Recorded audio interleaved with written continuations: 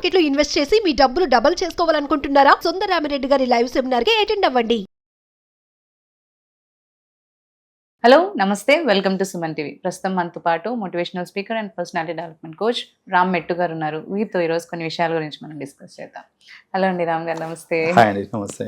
So actually మనకి నార్మల్గా పెళ్ళైన తర్వాత ఇది లేదనో అది లేదనో చాలా కంప్లైంట్స్ ఆపోజిట్ పర్సన్స్ నుంచి వింటూ ఉంటాం.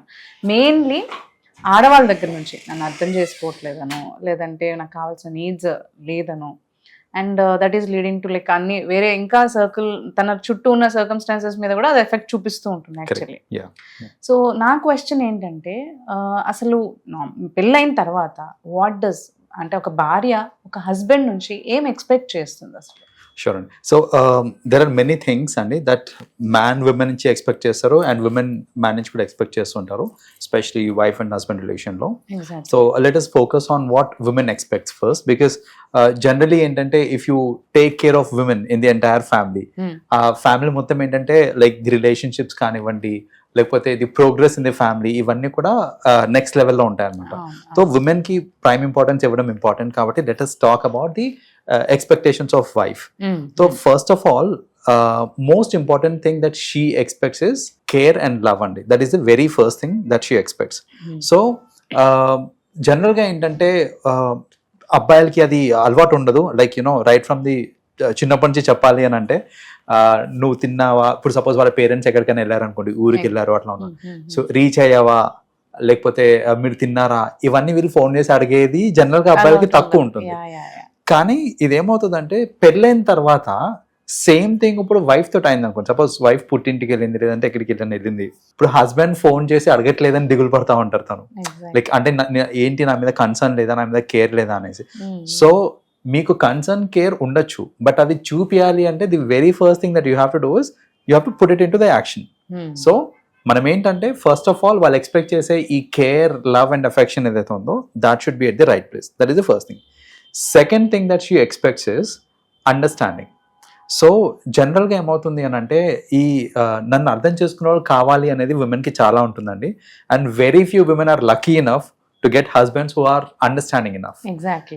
సో జనరలీ ఏమవుతుంది అని అంటే కైండ్ ఆఫ్ పర్స్పెక్టివ్స్ ఇవి పెట్టేసుకుంటూ ఉంటారు, లేదంటే కొన్ని రోడ్ బ్లాక్స్, మెంటల్ బ్లాక్స్ పెట్టుకుంటారు మెన్.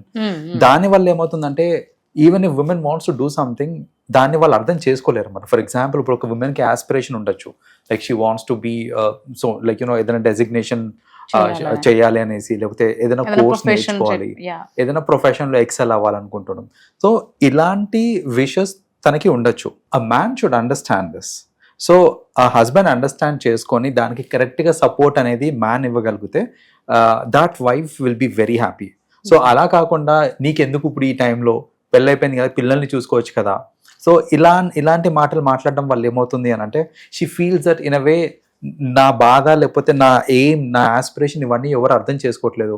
మాటలు ఎందుకు వస్తాయి అంటారు అసలు యాక్చువల్లీ? అంటే నిజంగానే అర్థం చేసుకోక, లేకపోతే ఏదో వేరే పనులలో పడి, లేకపోతే అలా వాళ్ళకి లేదండి. బేసిక్ ఏంటంటే ఇలా అర్థం చేసుకోవడం అనేది ఫస్ట్ ఆఫ్ ఆల్ చిన్నప్పటి నుంచి నోబడీ ఈస్ ట్రైన్. సో ఈ ట్రైనింగ్ లేకపోవడం వల్ల జనరలీ ఏంటంటే parents should take active involvement in it. ఇప్పుడు మనం ఏంటంటే నేర్చుకునేది మన తరతరాల ఎల్డర్స్ నుంచి నేర్చుకుంటా ఉంటాం మనము. సో జనరల్గా మనం చూసింది ఏంటంటే మన ఉన్న సర్కిల్లో, ఇప్పుడు suppose my wife says that you know I want to try something really new, నేను ఒక రెస్టారెంట్ బిజినెస్ పెడదాం అనుకుంటున్నాను or whatever it is. Immediately నాకు వచ్చేది ఏంటంటే, ఒక అమ్మాయి నువ్వు హ్యాండిల్ చేయగలుగుతావా ఒక్కదానివే, రైట్? ప్లస్ నా సపోర్ట్ ఉండాల్సి వస్తుందేమో, నా సపోర్ట్ లేకుండా అంటే ఇన్ టర్మ్స్ ఆఫ్ వర్క్ లో నా సపోర్ట్ లేకుండా నువ్వు చేయడం కష్టమేమో, నలుగురు ఏమైనా అంటారేమో. సి రెస్టారెంట్ అంటే it's kind of public forum అది, so you get expose to lot of people. So నలుగురు ఏమైనా అనుకుంటారేమో, ఇవన్నీ ఆలోచించి వద్దులే ఏం చేస్తావు అని ఒక మాట అనేస్తారు, ఎక్స్ప్లెయిన్ చేయరు దట్ యునో నలుగురు యూనో ఇట్స్ పబ్లిక్ ఫోరం, నలుగురు నాలుగు మాటలు అంటారు, లేకపోతే ఇది అనుకుంటారు. ఇవన్నీ ఆలోచించి ఏంటంటే నో అని డైరెక్ట్ గా అప్ ఫ్రంట్ చెప్పేస్తారే తప్ప డిస్కస్ చేసుకుంటేనే కదా సొల్యూషన్ తెలుస్తుంది. What if she's capable enough that you know public ని హ్యాండిల్ చేసే కెపాసిటీ తనకు ఉంది, తనకి she's having some unique talent, దాంతో they can actually make millions of money. So ఇవన్నీ ఆలోచించకుండా ఎవరేమనుకుంటారో, నలుగురేమనుకుంటారో, లేకపోతే వాళ్ళ ఒక పొసెసివ్నెస్ ఏంటంటే నా వైఫ్ ని అందరూ చూడకూడదు, పబ్లిక్ ఇంకోలాగా చూస్తారేమో, ఇలాంటి థాట్స్ అన్ని వచ్చి జనరల్ గా అర్థం చేసుకోరు. That's an other thing. And most important factor అండి, జనరల్గా ఎవరు చెప్పుకోరు ఇది, బట్ మోస్ట్ ఇంపార్టెంట్ ఫ్యాక్టర్ ఏంటంటే ఒక అమ్మాయికి పెళ్ళి కాకముందు నుంచి వాళ్ళ ఫ్యామిలీలో ఒక సర్పాసింగ్ అనేది అవుతూ ఉంటుందన్నమాట. అది ఆ సపరేషన్ ఎలా ఉంటుందంటే చిన్న చిన్న వాటి కూడా, అమ్మ నేను మా ఫ్రెండ్స్ తోటి కలిసి ట్రిప్కి వెళ్ళాలా అని అడిగితే నువ్వు పెళ్ళైనాక మీ హస్బెండ్ తోటి ఏమన్నా చేసుకోమా, పెళ్లి కాకముందే ట్రిపుల్కి పోవాకు. అమ్మ నేను చిన్న టాటూ వేసుకోవాలా ఇక్కడ అని అంటే పెళ్ళైనాక మీ ఆయన ఒప్పుకుంటే వేసుకోమా, నువ్వు ముందే వేసుకోకు అని. సో ఇలాంటివన్నీ డ్రెస్సెస్ విషయంలో కూడా మ్యారేజ్ అయినాక వాళ్ళకి ఇష్టపడితే నువ్వు ఎట్లయినా వేసుకోవాలండి, వాళ్ళ ఇష్టం అమ్మా, నువ్వు పెళ్ళైనాక నువ్వు ఏమైనా చేసుకో, పెళ్లి కాకముందు చేయకు అని ఒక కైండ్ ఆఫ్ రిస్ట్రిక్షన్ పెట్టేస్తారు వాళ్ళు. పెట్టిన తర్వాత ఇక్కడ ఏమవుతుందంటే నా ఇన్ అ వే విమెన్ కి ఎక్స్పెక్టేషన్ పెరిగిపోతూ ఉంటది. ఏంటంటే అంటే పెళ్ళైన తర్వాత నేను నాకు ఇష్టం వచ్చిన డ్రెస్ వేసుకోవచ్చు, నేను ఇష్టం వచ్చిన టాటూలు వేసుకోవచ్చు, ఇవన్నీ చేసుకోవచ్చు అనే ఒక కైండ్ ఆఫ్ ఇది పెరిగిపోతుంది, ఫీలింగ్ పెరిగిపోతుంది. బట్ ఆఫ్టర్ దాట్ ఒకవేళ హస్బెండ్ కి అది నచ్చలేదు, లేకపోతే హస్బెండ్ వద్దు అన్నాడు అనుకోండి, that will again lead to depression. So she also expects that little freedom, that you know I want to wear whatever I like, అది వేసుకొని ఇస్తున్నారా లేదా ఆ ఫ్రీడమ్ కూడా తను ఎక్స్పెక్ట్ చేస్తూ ఉంటారు అనమాట. So generally freedom is the third element that most women expect from the husbands. So what I suggest is men should also understand, they should also know that we have to respect their priorities, we have to respect their own wish and wills.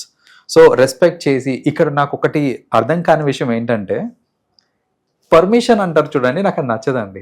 అంటే husband దగ్గర permission తీసుకోవడము లేదా ఈ permission అనేది, intimation is still different.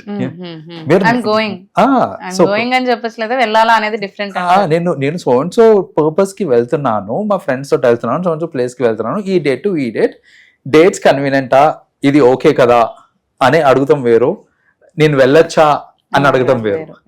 So somehow this is hard wired in families. ఈ permission తీసుకోవడం, మా husband permission తీసుకొని వస్తాం, మా హస్బెండ్ పర్మిషన్ ఇవ్వలేదు ఇలా అంటుంటారు చూడండి, అది చేంజ్ అవ్వాలండి. So what I also suggest is like husbands have to understand that it's a mutual relationship, both are equal.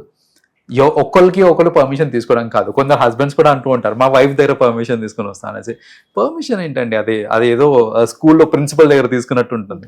అలా కాకుండా ఏదన్నా సరే డిస్కస్ చేసుకొని ఒకళ్ళ ఇష్టాలని ఒకళ్ళు రెస్పెక్ట్ చేసుకొని మ్యూచువల్ డిసిషన్స్ తీసుకుంటే రిలేషన్షిప్స్ హ్యాపీగా ఉంటాయి. So these are the 3 major factors అండి that mostly wife expects from love, understanding and that little bit of freedom to do what she likes. Yeah. Thank you so much for sharing. Yeah, thanks Andy. Yeah.